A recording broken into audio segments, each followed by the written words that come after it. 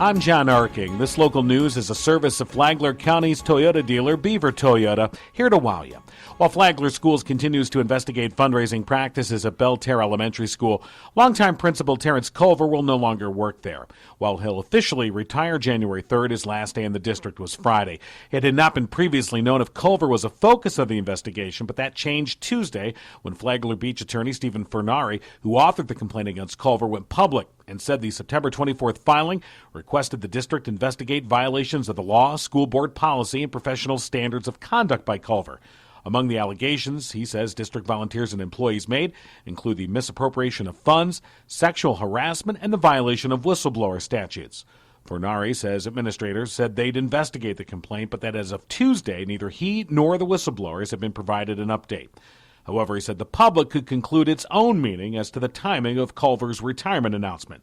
Previously, school board member Maria Barbosa said Culver's retirement was requested before the investigation began. In his November 20th letter of resignation, Culver said he had enjoyed serving in the district and felt fortunate to have worked with so many talented administrators and teachers. Communications specialist Jason Wheeler said Flagler Schools thanked Dr. Culver for his leadership and wished him well in his future endeavors in a press release that was issued Monday.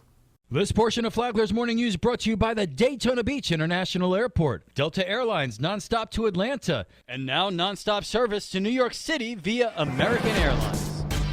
Flagler County residents are being advised that sandbags left over from Hurricane Dorian should, if possible, be kept, or if space does not allow, or if they've been contaminated, they should be disposed of properly.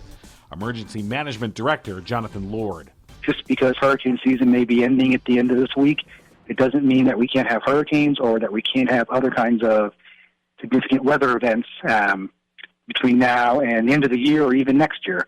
So my preference would be that people truly hold on to those sandbags if they are still in one piece. But if they are falling apart and people want to know what to do with the bags, please do not put the bags in the garbage, but instead, if you can empty the sand into your own property, onto your yard, and then go ahead and throw the empty bag into the regular trash if you need to dispose of it. Lord says that if the sandbag shows signs of contamination, residents should contact the appropriate household hazardous waste provider to inquire about the appropriate procedures for disposal of contaminated sand.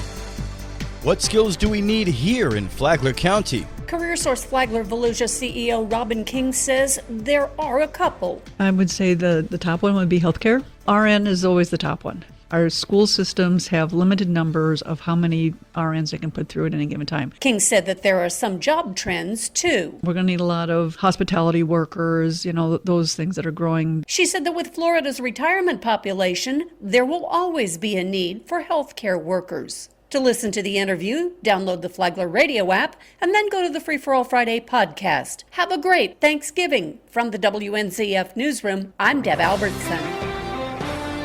And Palm Coast's annual tree lighting is coming up. With more, here's Tony Magoo. Well, this Saturday night at 6, Palm Coast will be kicking off their holiday season with the annual tree lighting ceremony. A great family event. It'll be at Central Park and Town Center, 975 Central Avenue in Palm Coast. The tree lighting ceremony, in conjunction with the Rotary Club of Flagler County, starts the Fantasy Lights Festival display, which can be viewed from November 30th through December 30th.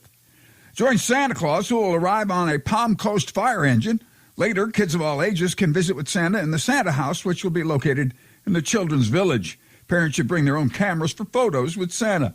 There'll be live entertainment at the event featuring the Flagler Palm Coast Starlets. And new this year, a special holiday surprise for the night. There'll be performances by local singers, children and adults alike in awe.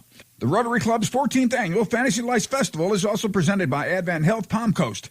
The opening night event begins at 6, while 6:30 p.m. is the start time for all other nights. For Flagler's Morning News, I'm Tony Magoo. And now you're up to date on Flagler's Morning News. I'm John Arking.